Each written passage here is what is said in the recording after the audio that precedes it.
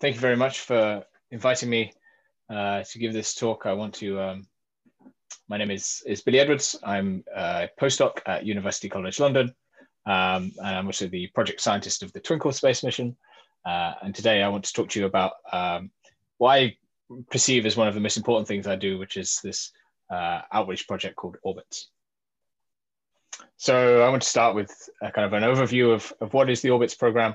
So it's this lovely acronym which stands for Original Research by Young Twinkle Students.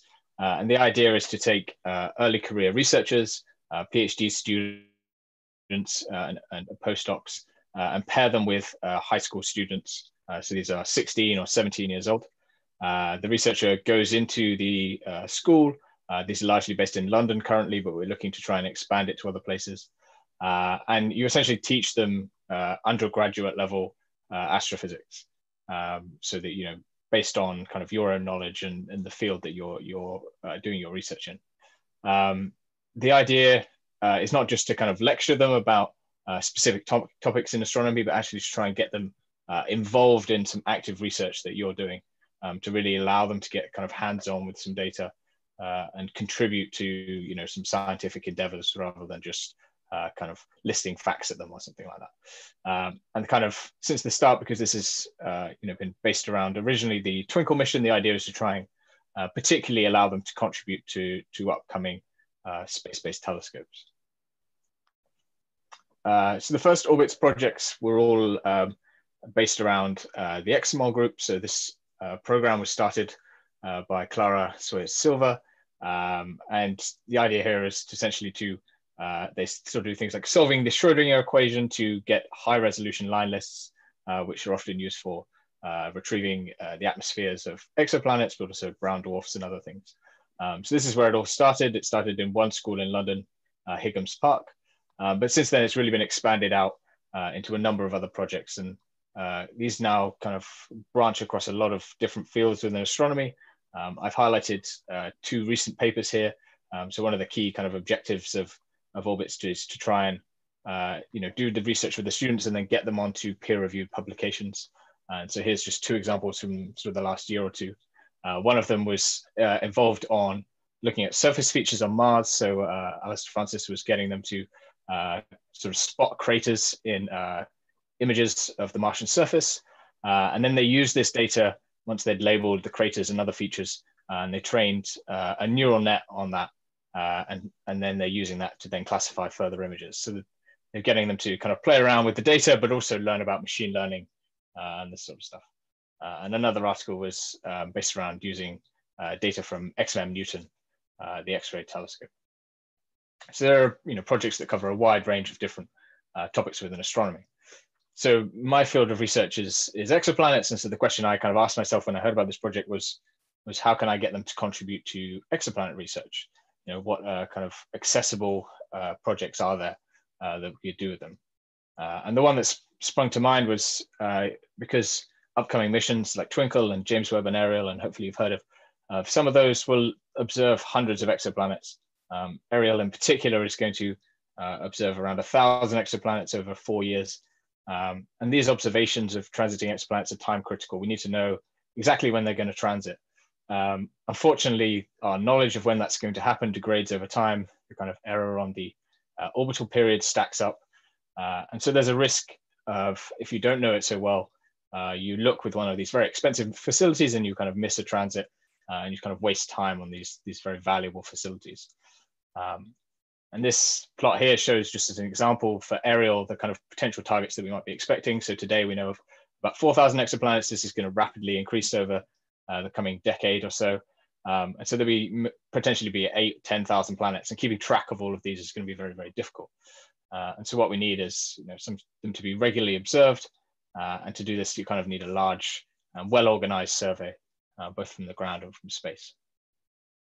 So this seemed like a good chance to kind of let them get involved and get excited about astronomy. I started this in 2018, 2019, so the projects usually run from about November to May. And during that time, we were using the Telescope Live network. So this is fully robotic. At the time, they had 3 telescopes, one in Chile, one in Australia, and one in Greece.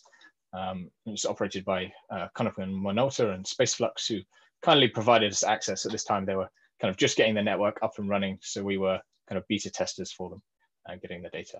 And all this data we analyzed using the HOPS software, which Angelos is going to talk about in a little while.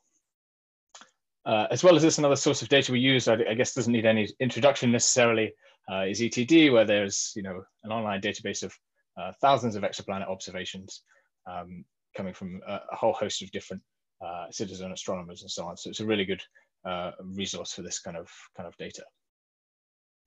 So in this project, we studied 8 planets.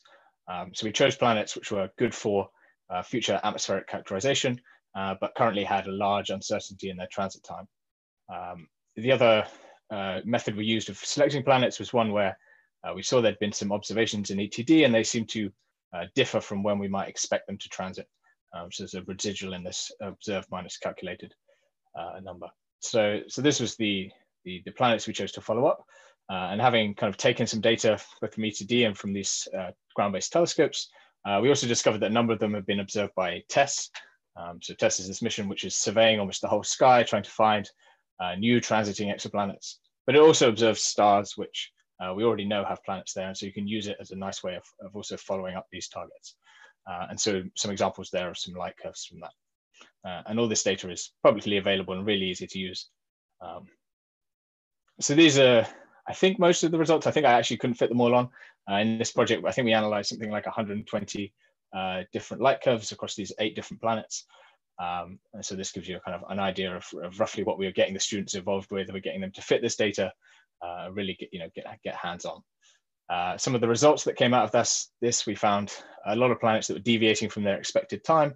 I've given 2 examples there in WASP 119, but also KPS1, which, so this is one of the ones we found the data in ETD, and the observers had noted that there's this 30 minutes later than expected.